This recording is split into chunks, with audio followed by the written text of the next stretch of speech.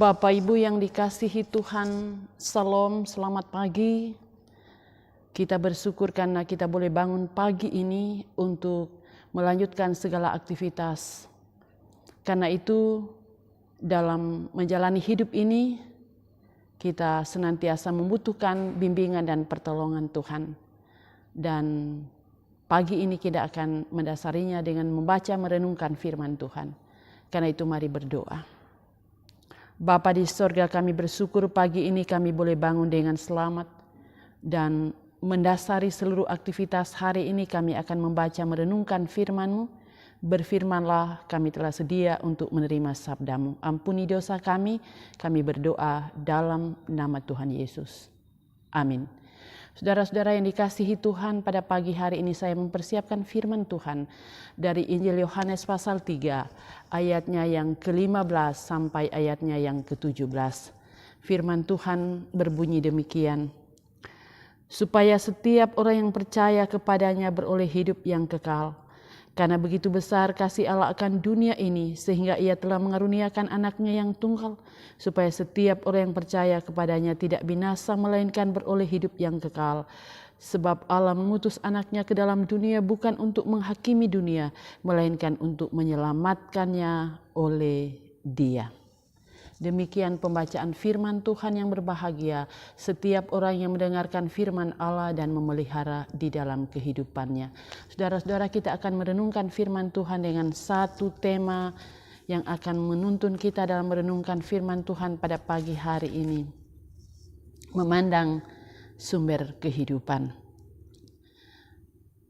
Firman Tuhan yang kita renungkan pada pagi hari ini adalah salah satu perikop firman Tuhan yang pasti semua tahu dan pasti kita hafal, apalagi ayatnya yang ke-16.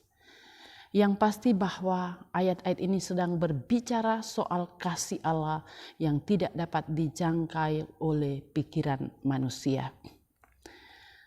Kasih Allah begitu besar, karena di dalam kasih Allah itulah Ia menyerahkan anak tunggalnya.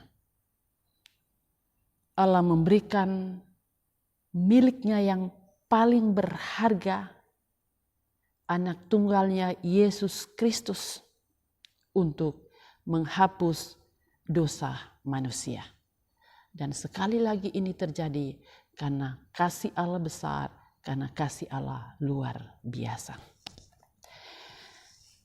Pagi hari ini firman Tuhan kembali menegaskan kepada saya dan saudara-saudara. Yang pertama, mari hidup ini selalu kita fokuskan pada Yesus, sumber kasih. Yang kedua ialah bahwa kepercayaan kepada Yesus hendaknya terus-menerus kita hidupkan dalam hidup kita. Dan yang ketiga ialah kesetiaan kita kepada Yesus harus benar-benar terpatri dalam hati ini. Bahwa Yesus akan memampukan kita menjalani hidup ini dan menuntun kita untuk kreatif menjalani hidup yang penuh dengan problem. Dalam hidup ini, rasa lelah, rasa bosan, rasa capek, itu memang sesuatu yang sudah lumrah. Karena kita tidak hanya menjalani hidup dengan hal-hal yang membahagiakan dan menyukacitakan hati kita. Tetapi seperti yang saya katakan tadi, kita juga berada dalam berbagai tekanan-tekanan dan penderitaan.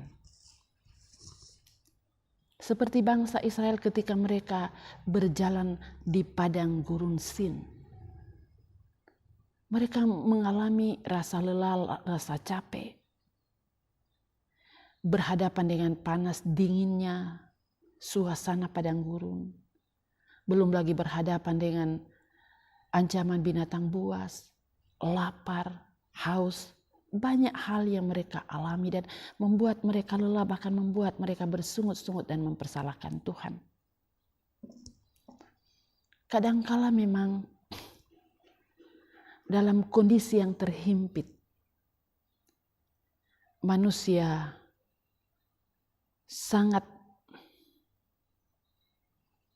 berada dalam kondisi yang tidak menentu.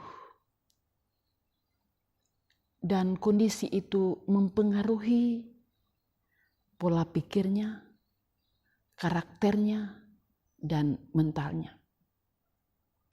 Bahkan bisa jadi kita tidak kreatif dan inisiatif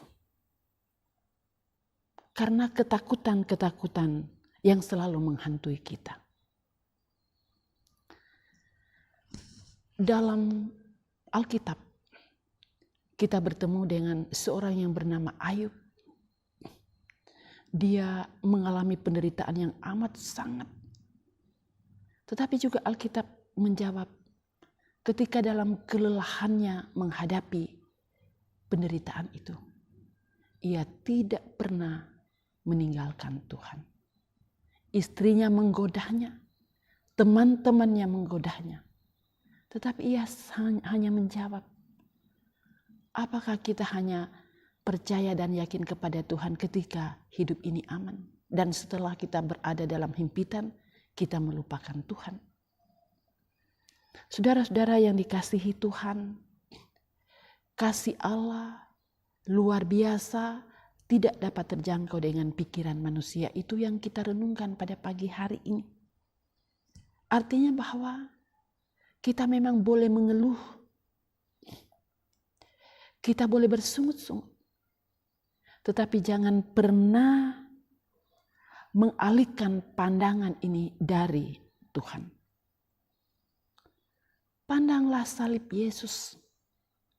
Tidak hanya kita melihatnya, tetapi memandang dalam arti yakin, percaya, tidak setengah-setengah, tetapi sungguh-sungguh bahwa pada salib Yesus itu terletaklah makna dan kehidupan setiap orang yang percaya kepadanya.